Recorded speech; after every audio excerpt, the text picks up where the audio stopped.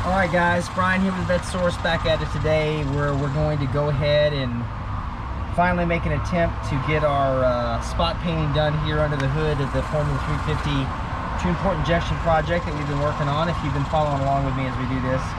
So today we're going to work on is making sure, or taking care of this paint area right in here. And again, this is really my biggest visual area where people are going to be able to see when I pop the hood, because a lot of these other areas are going to be covered up with components like we talked about before. So what I'm essentially going to focus on is this area here. I've got it taped off kind of already, and I've already done a test area where I put a little paint in here, and it's a little bit brighter than my underhood paint already that's in here, but a lot of that's just simply because of the age of the car and things like that, so it won't matter too much. So really all I'm going to be doing right now is I'm going to go ahead and just hit this with one more spot of a little bit of simply just Dawn dishwashing detergent, just to make sure I get a lot of the surface material off of here. Anything loose, dirt-wise, still on here, even though I've done this quite a few times already. I'm going to do it one more time. Just kind of get that clean.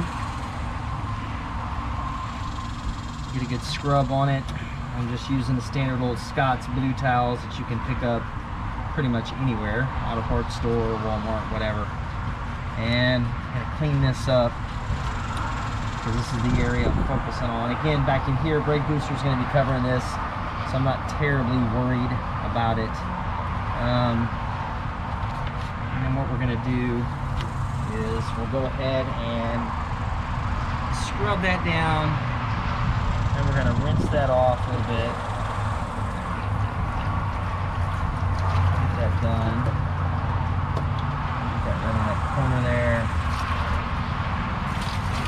Okay. And over here, kind of get this with a wet rag. It's a different wet rag I'm using right there. Plus, I'm going to be hitting this with that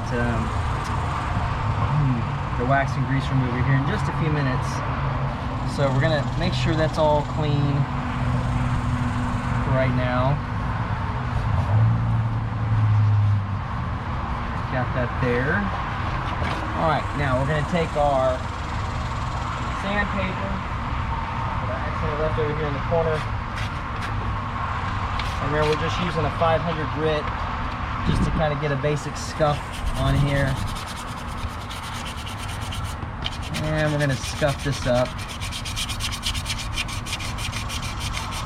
I could have done this before I went ahead and put our tape, our cover over here.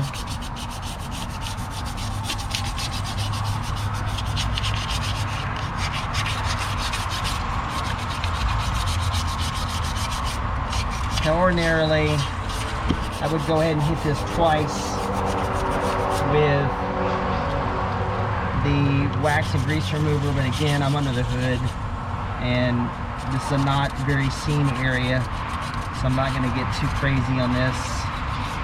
I just want it to look a little bit better than it does. So we've got that handled there. We're scuffed up. Now, the wax and grease remover essentially is a good product that just basically gets rid of all the loose contaminants that may find themselves underneath the paint when you go to put that on there. So all I'm doing here is I'm just gonna basically rub this down on the surfaces, and I'm gonna leave it for about 5 minutes, let it do its work. And actually, even on the rag, you can see it picking up some of the loose stuff already, just to get that in there. And then what I'm going to do is leave this for about 5 minutes to do its work. So let me let this sit for a few minutes and I'll be right back with you. Hang on. Alright, so we let that sit for a few minutes. So let's go ahead and do just a final wipe in here. Make sure the area is clean and free of everything contaminant wise that would cause the paint to lift really quickly. You can see right there I got a little bit out of it. And again, I'm not heavy duty focusing on this because this is going to be covered by the wiring harnesses and the fuel rail here when we get back together. So kind of just doing this because I'm here and I like it. So got that all cleaned off. You also, you know, not terribly important, but if you're doing this on the outside and you've done body work before, paint work, you want to make sure that you're turning your rag over as you're cleaning your excess paint and grease wax remover, because you don't want to contaminate the rag again and have to redo everything. So it's a good idea, a good habit to get into, but it's good stuff. It leaves your surface pretty nice for you to be able to come in and do what you need to do. So not too bad. Okay, so we got that all cleaned up. We'll get these out of the way and gonna get started here. More than likely what I'm gonna do is just spray dust it right here, and I'll probably hit that one spot on the frame right there, even though that may be covered, so we'll see what I end up doing. But I'll probably have to go from this angle, go in this direction. Don't think this can will do upside down. I will say that with the test spray I did over here, it looks pretty good. It's not a bad match overall. It's a little bit shinier than what's underneath here, but that's okay. It'll dull a little bit with time as I drive it and go around town with it. And this company that I got this from, the Automotive Touch-Up, I will say it's a pretty good product. It looks pretty well put together. Good instructions on the back of the can if you're an amateur and you haven't done it. It's actually got a pretty good product description, how to application and apply, so I'm not real displeased with that. It was kind of funny that it took as long as it did to get here, but I'm assuming it had a few other areas to go through before it got to me. But not too bad overall. So I think we're going to be ready. Let's go ahead and dust this real quick and see what we get out of it. I think I've got my camera far enough away that I don't have to worry about spraying my camera. I've got these components back a little bit, so you know, again, with a job like this, you're just basically doing a light coat.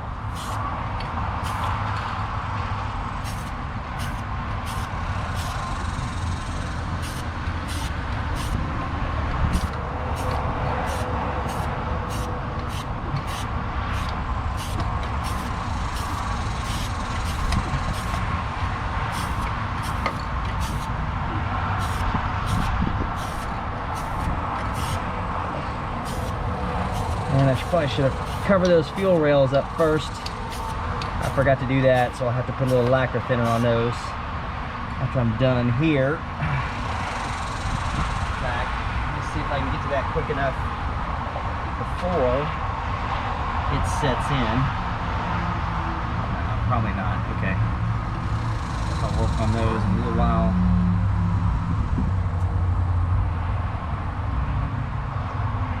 Go ahead and we're going to dust this right here.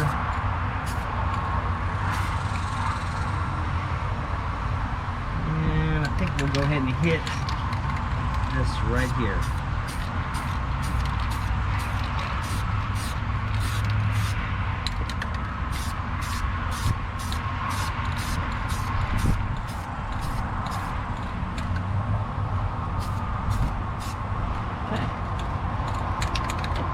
Get one more this direction.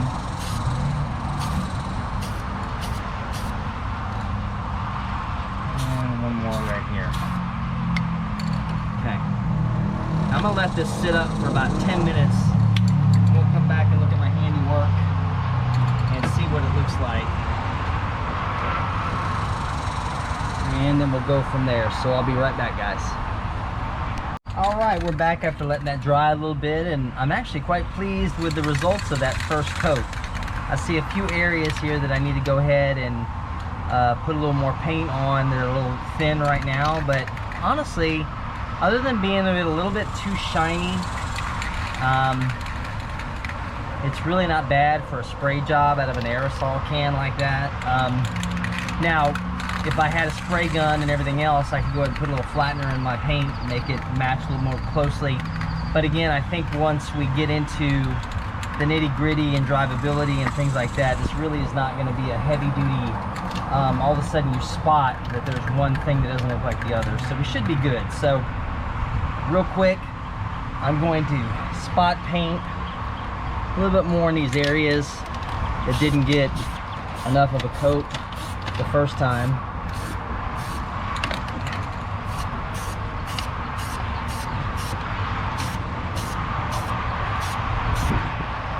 Shoot, forgot about that one. It's okay, that's what lacquer thinner's for.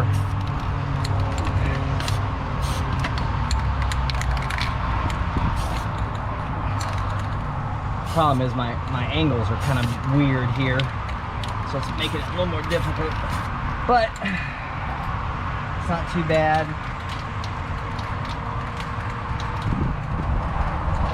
Hit this spot one more time right here.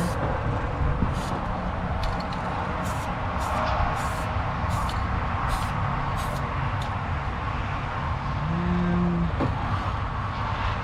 a little bit of run right there in this corner, but it's nothing you're going to be able to see once the cruise module is installed. So that looks pretty good for what we're doing right now. So this is going to help a whole lot with the underhood looks of the car itself as we go forward from here. So this will pretty much wrap up what we're going to do today. This was a fairly easy operation. I just wanted to get this out of the way because this is really what was stopping me the whole time from moving forward to going and reassembling. So next time what we're going to go ahead and do is I'll finish up a little bit of this more other stuff off camera, and then we're going to go ahead and reinstall, probably in one video I'll probably get it all knocked out. We're going to hit the brake booster, wiring harness brake booster, relay the wiring harnesses, make sure they're taped back up again, and then we'll be ready to reinstall our cylinder head, and then we'll finish up the other side and get this tune port back together again so we can finish up this video series. So appreciate you guys watching today. Hope everybody's having a good weekend from here on out, and we'll check back with you guys next time. Okay, we'll see you then.